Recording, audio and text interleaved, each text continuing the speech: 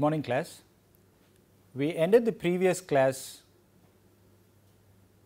wherein I had provided the information that we would be using for this class to understand the key success factors that made Redbus successful.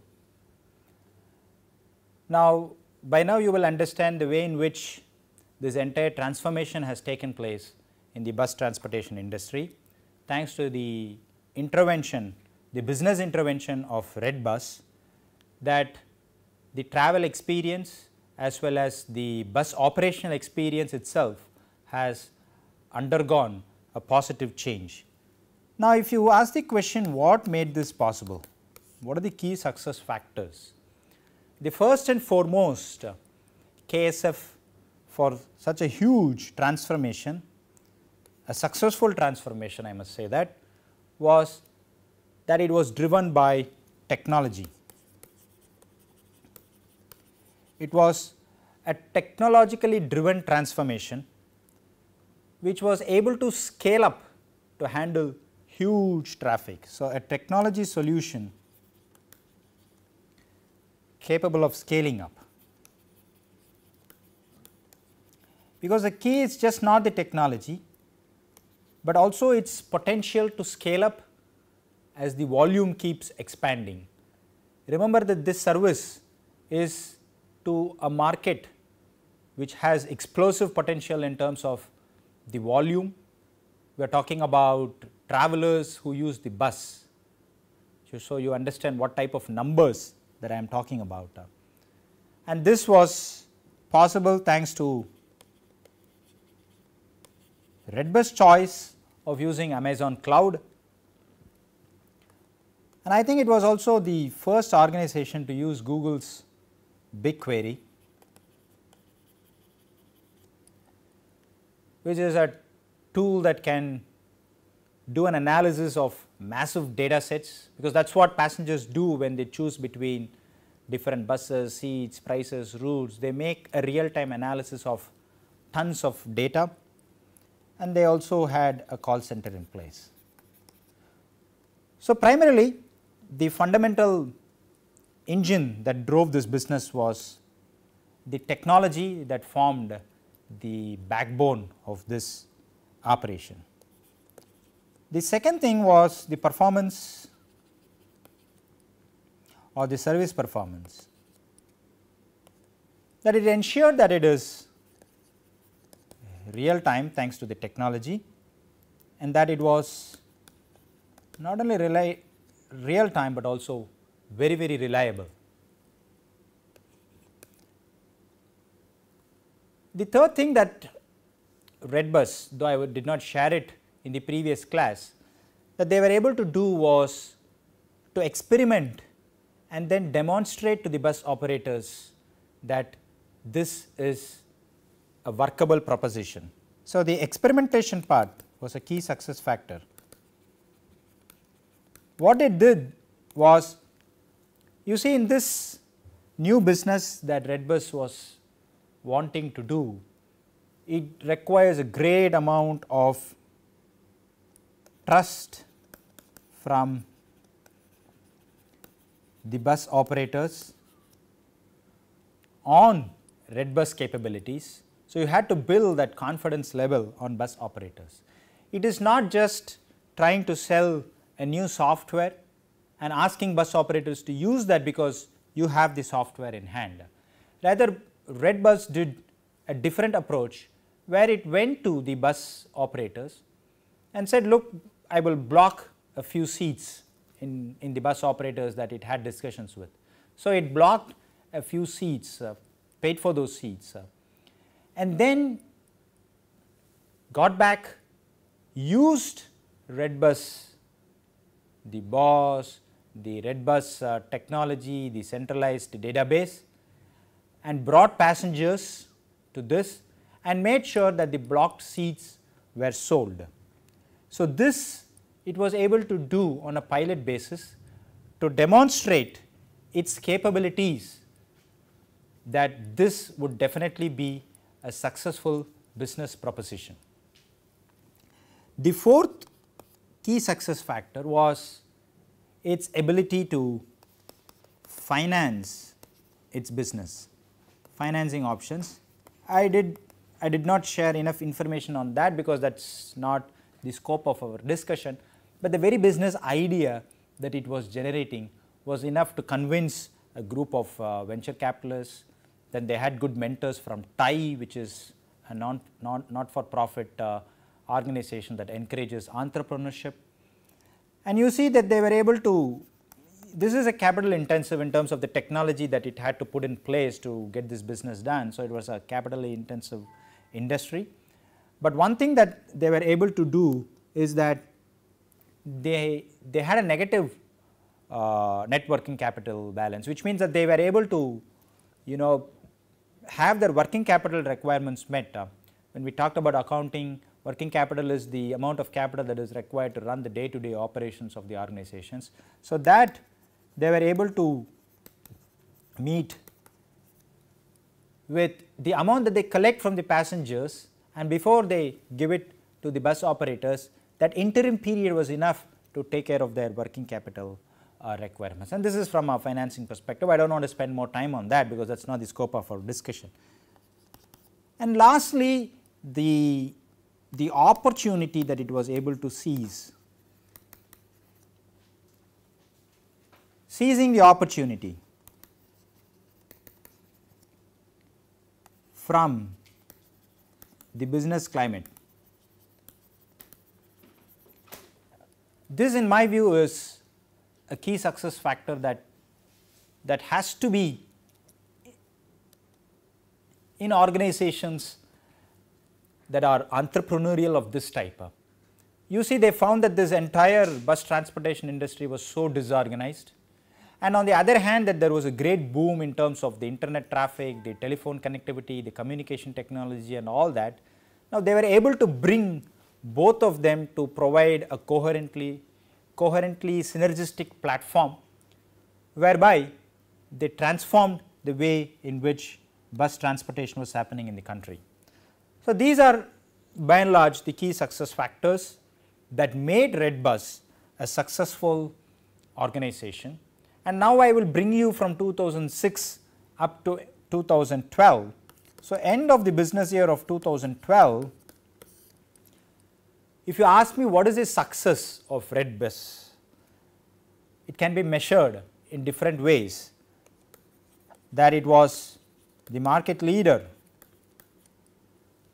in the online bus transportation industry. It was clearly ahead of the market. Remember, by the time it started 2006, 2007, this is no longer an exclusive domain. You had others also jumping into this line of business, but nobody had the bandwidth of Redbus, and that is why you find there are some online bus ticketing companies, Ticket Goose or Simply Bus. You also had another bus company called the Bus Ticket Wala. So, all these are competition, but definitely not anywhere close to Redbus, which was clearly the market leader end of 2002. In terms of revenue, 0.4 million at the end of the year in which it started, 2006-07, to around 345 million rupees by end of 2012.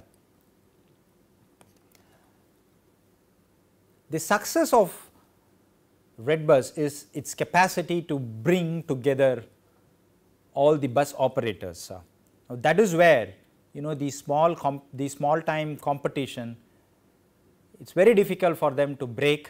It is not that it is not possible, but the reliable service, the way in which they have built this network with the bus operators, that is also one of the key success factors that I forgot to mention, is so critical for Redbus success that today it has over 800 plus bus operators into its fold, 25 plus offices of its own, call centers and all that, 450 plus employees, 40,000 plus distribution centers, sales and distribution centers. And in terms of coverage, the breadth at which it offers in terms of numbers, 19,000 plus bus services per day across 20 states. You can imagine the type of volume that it handles per day. This, by any stretch of imagination, would put Redbus as a successful organization, that it is able to handle 19,000 plus bus services per day. At this point of time, it still believes that end of 2012 that there is a huge untapped market.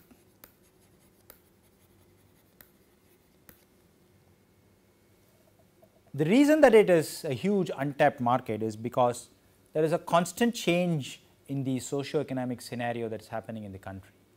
There is more internet penetration, there is more need to commute, more businesses adding more to the workforce, as a result of which there is constant race for bus tickets. Now, with this scenario in hand, Redbus is confronted with a number of options, and I will tell you what are those options, and then leave it to the class to decide on what could be the best option based on some of the learnings that we had in the previous sessions on strategy. So, the options that are available for Redbus.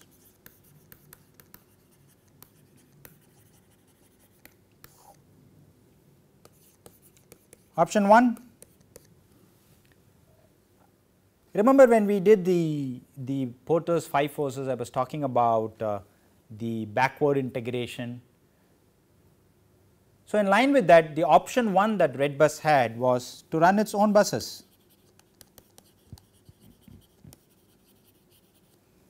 Vertical mobility or backward integration, as I said before, that it is not only now in the business of selling tickets, but it could be a KPN by itself, it could be a Sharma Transport by itself, it could be a Redbus bus, and using Redbus service to book its own tickets, get passengers for its own bus service. So, the option 1 that it has before it is whether it can run its own bus services. Option 2 is probably it can go global. The bus service in US and advanced economies in Europe, of course, they have private bus operators and all of them having their own online portals, but there is not any big systemic aggregator like Redbus even in the advanced markets. So, whether Redbus could be providing this aggregation service to advanced economies is another option that it has before it. But one thing that it has to also ask itself is whether those economies, the transportation industry there measured in terms of the volume of passengers that use, whether it will be able to provide that much of economies of scale that is required to have such a huge technology intensive solution, as a result of which the capital that is required is so huge, whether there is enough economies of scale in these advanced countries or even smaller countries like a Malaysia or a Singapore or a Hong Kong, where still bus transportation is not uncommon. The reason that it is so successful here in this country is because the volume of traffic is so huge. So, the key question before addressing this issue of going global is whether such countries can provide them enough economies of scale, considering that the volume of traffic that they handle is not as huge as it is in our case. for which they need to do some country specific socio-economic analysis. The other option, option 3, is to increase its portfolio, increase portfolio of servings. By this I mean that it can provide booking solutions for air travel, for hotels, for cabs. This probably is another option that it has in hand. The reason that this could be a good option, I will just give you some data points for you to take a decision, is that the online travel industry in India is booming. It was 62 billion in 2007 to around 380 billion in 2011. So, the annual growth rate is close to 50%. The online travel industry is booming, and online travel industry is the biggest, has the biggest share in terms of the total online, the e-commerce that happens in country. Almost 75 to 80% of the e-commerce transactions in our country is related to travel and tourism. So, the online travel industry is a booming business proposition that Redbus should consider as a viable option. And there is also a consumer logic to this, that people making bus bookings will be interested in making hotel bookings, will be interested in making air travel bookings, will be interested in booking cabs or tourism packages. So, there is a consumer logic as well, and there is also a revenue logic built into this. Even if let us assume 10% of the existing bus ticketing customers of Redbus decide to buy even air ticket. So, if 10% of the customers buy air tickets from Redbus, that the revenue that it can generate is probably 10 times more than what the same number of customers would have given Redbus buying bus tickets. So, it means that you have the capacity to increase your top line with very minimum effect in the middle line, which means the expenses, the costing. There is a huge benefit to increase the revenue pie, but by not making proportionately huge investments and incurring huge expenses. That is the nature of the air travel. The last option, I am not saying it is last, probably the fourth option is do not do anything, but just focus on the core focus. Here again this is also an interesting proposition for Redbus, the reason being that it is a huge market here. I will give you some data point to support this. The bus transportation industry, the previous one was about the online transportation and tourism industry, but the bus transportation industry alone end of 2012 is close to around 13,500 crores, with around 22 to 23 crores of tickets being sold every year. So, the bus transportation industry is valued end of 2012 close to rupees 13,500 crores. This is the bus transportation industry's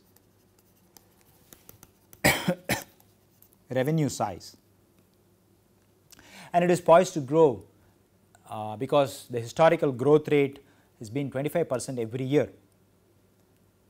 So, there is a huge untapped market, and the high rate of adoption of the modern communication technology and internet, because there has been a huge growth of the internet from 2007 to 2012, as a result of which there is clear signal that more and more of passengers are adapting themselves to these online mechanisms. And the online travel and tourism industry growth is predominantly driven by the bus transportation industry or the travel industry, as a result of which it makes a lot of sense for Redbus to tell itself, look, we are the best in what we are doing now. So, one option could be is to just focus on the core competence that we have, because we have enough reasons to believe that there is a huge untapped market that we can still go and serve. And of course, the other easy option, not easy in terms of saying it, is probably sell it off and exit. This I do not want the class to consider it as an option for your discussion, because that includes some inputs on how to value organizations. It includes corporate valuation to find the present value, the net present value of the future stream of cash flows that Redbus is going to earn over a period of time in the future. So, let us not get into those financing nitty-gritties, valuation stuff. We will restrict the discussion to these 4 options. Now, the reason that the previous classes will be useful for you is, what I will be doing is just leave the class with some ideas parked in your mind, so that you can do this homework and you can decide. You are the CEO of Redbus. As a protagonist for this case, you decide which option you want to choose. Option 1 to 4, you decide based on some analysis that I want you to make. Now, how do you make that analysis? You need to know how the industry is. You need to understand the behavior of the industry, for which you can use Porter's 5 forces.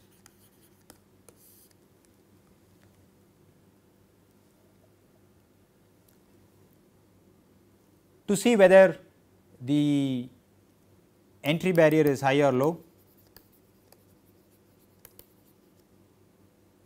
Think about the technology intensive network, the brand image of, I am just giving you some flash points for you to think before you make this analysis. Brand image of the Redbus, whether it is easy for new players to create the same level of brand image, or the bargaining power of suppliers,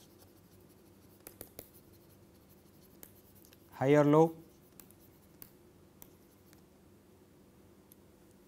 It could be low because bus operators anyway they depend on intermediaries and agents for booking, or it could be even high from the technology supplier perspective, that given that it is a technology intensive business model, that anybody who supplies the technology, Redbus has to rely on the ones who provide this technology, as a result of which they have higher bargaining power as a supplier, or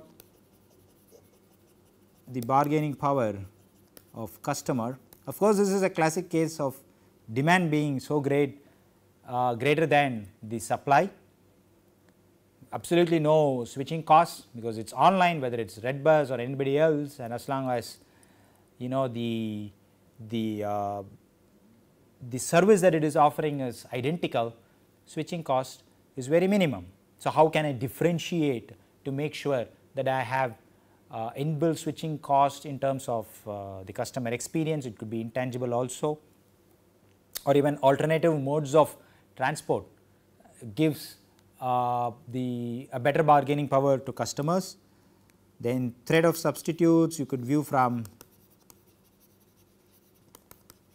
different perspectives, the threat whether it is medium or low, as I said before, other modes of transport, even other modes of communication like video conferencing, and the inter-rivalry. See whether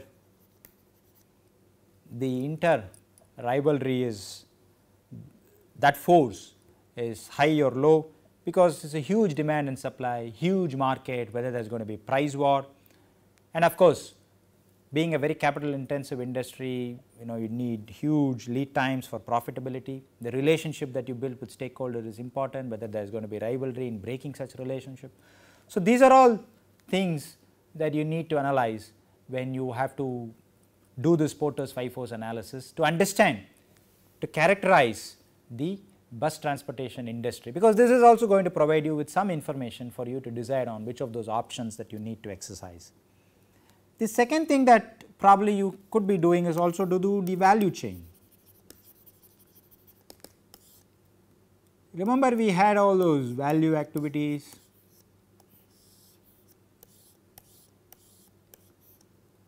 You have primary, you have support activities.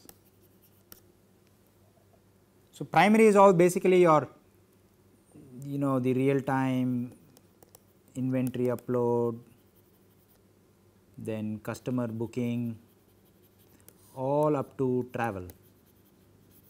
And here what runs the support activities? The analytics, the metrics that they use, the technology infrastructure, the infrastructure setup,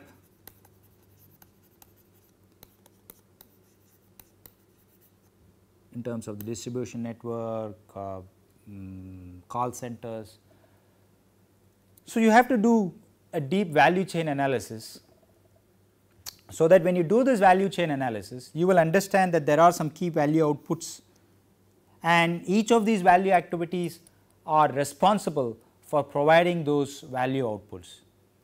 That the technology was able to aggregate all the suppliers, that somewhere in the value chain certain things were happening that was able to remove the information asymmetry and add more symmetry to the information that was required by passengers and bus operators. It provided a platform for interfacing the customers, in this case both the bus operators as well as the passengers, and also it is an operationally complex business mechanism, but it appears to be very simple. So, where is this value coming out from? That such an operationally complex mechanism appears to be simple. Of course, there is operational complexity, the trust and transparency. So, these are all the value propositions that I already told to you, but you should look at these value activities and see which of these activities is able to generate these value proposition that Redbus is able to deliver, because these are the ones that you will nurture, these are the ones that you will be able to reinforce more positively, strongly reinforce, reiterated in whichever option, or some of those value activities would be specific and gives you a competitive advantage in some of the options that we discussed, not necessarily in all. So, you need to understand the key value activities, and for that you will be using the value chain. And when you are doing all this, the 4 options that you have in hand, you have to dispassionately look at them, and I will just give you some aspects to be considered, and of course, the challenges associated with each of these options, so that you are able to consider those aspects and see how you will overcome this challenge. And within these 4 options, whichever you find makes a lot of business sense, whichever you think that the challenges are complex, but if we are able to overcome that, the return on the investment that we are going to make on that particular option is going to be the highest. So, these are things that you have to do it yourself. So, if you look at option 1, which was the backward integration where Redbus runs its own services, for that you need to do the aspects that you will have to first look is the bus transport industry. You will have to do a study on whether the bus transport industry is a profitable venture or not. You will have to see what should be the optimal vacancy position, so that bus trips are profitable. Do you have enough data? Yes, we have data, the data analytics. So, we have existing data that can help us. So, you have to take the existing data to study the bus transport industry. You have to do, as I said before, the capacity utilization and the associated challenges. If you are running your own buses, it means basically it is a capital intensive. You own your buses, manpower, drivers, cleaners, and since we are talking about buses, maintenance cost of these buses. Is competition severe? You have enough bus operators. Competition, will you be able to compete? And there again, you are providing your service to bus operators who are your customers, and then you are going to become a bus operator yourself.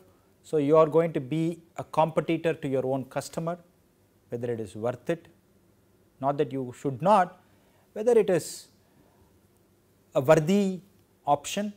You have to take the decision based on all these aspects and your capacity to overcome the challenges that this option will present you with.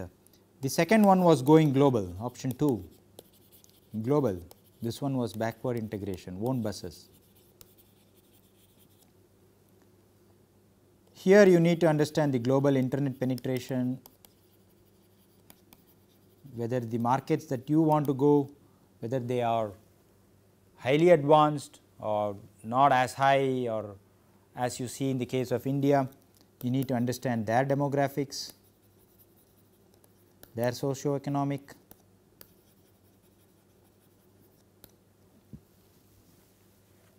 or you need to know whether there is any other global player with similar domain expertise in those countries. And the challenges that you will have again is, as I said, this is a technology intense, so you want to do it in a different country, so you have a capital expenditure. You have a new organizational culture when you cross boundaries, geographic boundaries, you have across nations a new organizational culture, a shift in bargaining power, because when you go to foreign locations, you might not be able to exercise the same amount of bargaining power as you could do in your own country. Then is there a cross border business subsidy? Why should Redbus India invest its surplus in its operation outside? Are we subsidizing cross border business?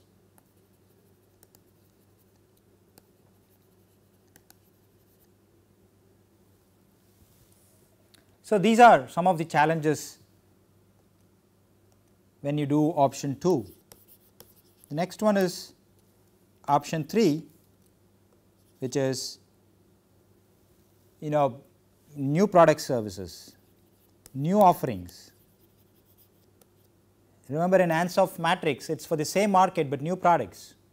So, we call that the market development strategy, the product development strategy. Again, in this case, you will have to study very closely the internet penetration in India,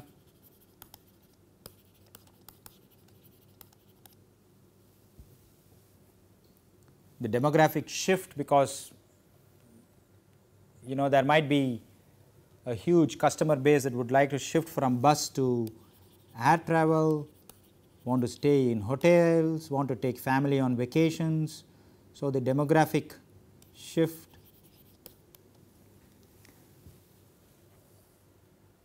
Some of the challenges that it will be encountering is it has to build a new network of air travel companies, airlines, hotels, cabs, etc. And then there is huge competition, existing competition,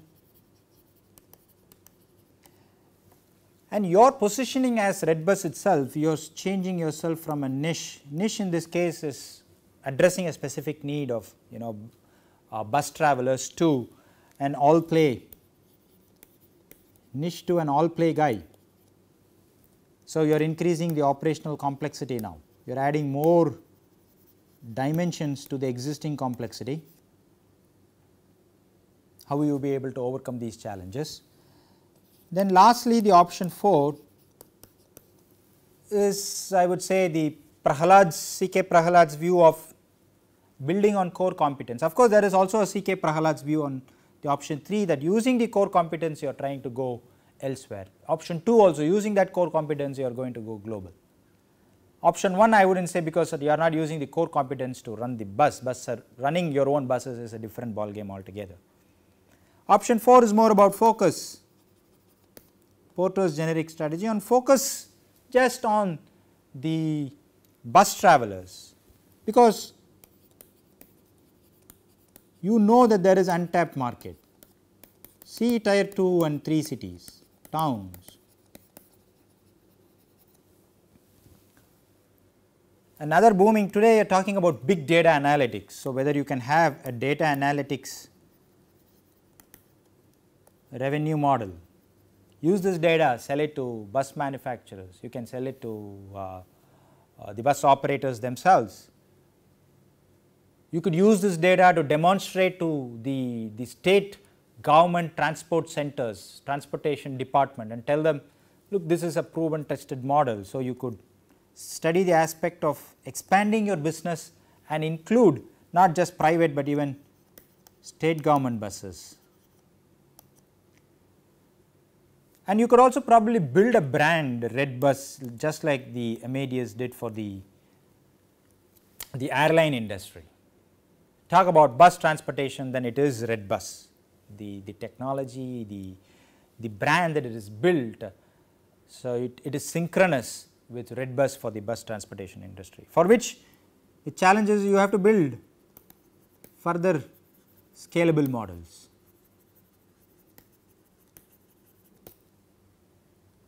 Probably you cover more OTAs,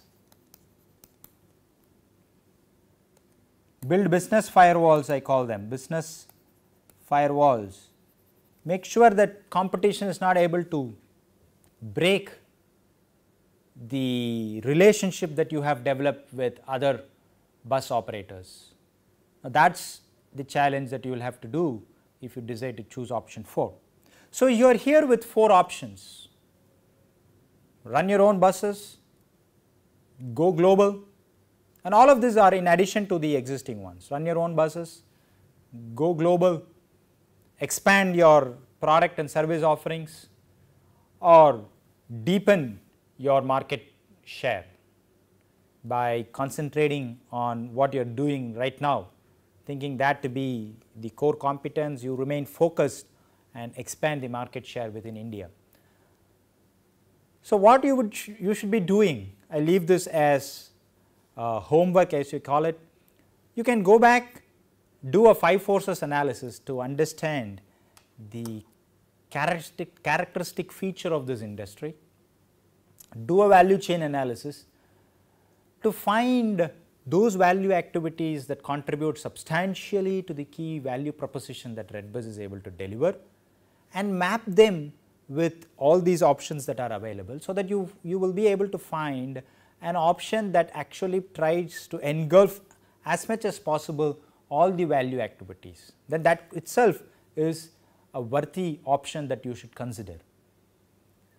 And within these 4 options, understand the aspects that need to be studied very deeply. It is kind of doing a business proposal.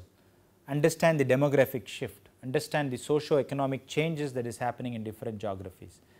Understand whether you have enough volume if you desire to replicate the same bus transportation, bus ticketing business in new geographies.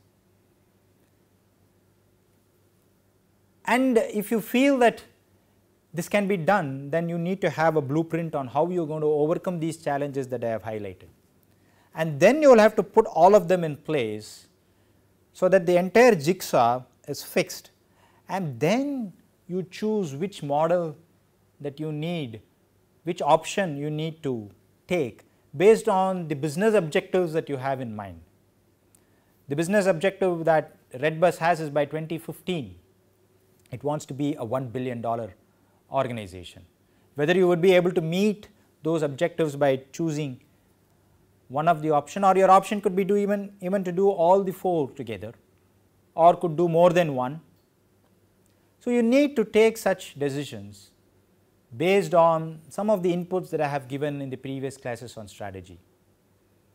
And as I said at the beginning of the previous class, you might not even consider these options, but gut feel decide to I'll stick to the core business, and you will end up being a successful organization in the years to come. But again, the endeavor for this class is, even if it is a gut feel, you understand the decision making of FaceBus from a strategic perspective. Then you will realize that though you call it gut feel, somehow it fits itself into the Prahalad model or the Porter's model or the Ansoff matrix, because strategic model is about taking a very big broad decision that provides the direction for organizations. This direction tells the organization this is the way to go on which you will have to implement your business plans. Strategy is not, as I said before, it is not just deciding to merge, it is not deciding to sell business, be the market leader, that is not strategy. The broad direction that it gives, that provides you that competitive advantage over a sustained period of time. In this case, Redbus, the competitive advantage that it gained by being the first mover is that it was able to aggregate all the bus operators because it had a technology platform that could support this. That was its core competence. It could have this competitive advantage for 6 years right from the time it started. So, as the CEO of Redbus, you do not go and look at Redbus website now and see what it is doing. Tell yourself that you are on April 10th, 2012 and you want to make a presentation to another round to some venture capitalist seeking another round of capital. Tell them what you are going to do for the next 5 years, whether it is going to be option 1, 2, 3, 4. And if you need to tell them and convince them why that this is the option that would build a sustainable business model for Redbus, then you necessarily have to do this Porter's FIFOs or the value chain or study the Ansoff matrix, because you need to develop the strategic mindset before you take the real decisions inside the business organizations. And that is what I would want you to do as homework. Take these inputs and start doing this exercise and then decide which option you would choose, and then you go and visit the website and understand what Redbus is doing now. There is no right answer for this case study that you have in hand. You might have decided to go option 2 and you had enough reasons to support that decision. But then after you do this, you go to the Redbus website and you find that they stuck with option 3. It is not that you are wrong, except that option 3 was also a successful one. Nobody knows what would have happened to Redbus had it chosen option 2, because it has not chosen to do that. So, there is no right answer that this is the right option that you will have to choose. All options are right, but it depends on what type of analysis that you are able to do and what type of mechanisms that you are able to put in place to overcome the challenges. That is more important, and for that you should have a strategic mindset that can talk the language of strategy, which in essence is the capacity for business leaders to put in place a mechanism that can provide a competitive advantage over a sustained period of time. Thank you very much.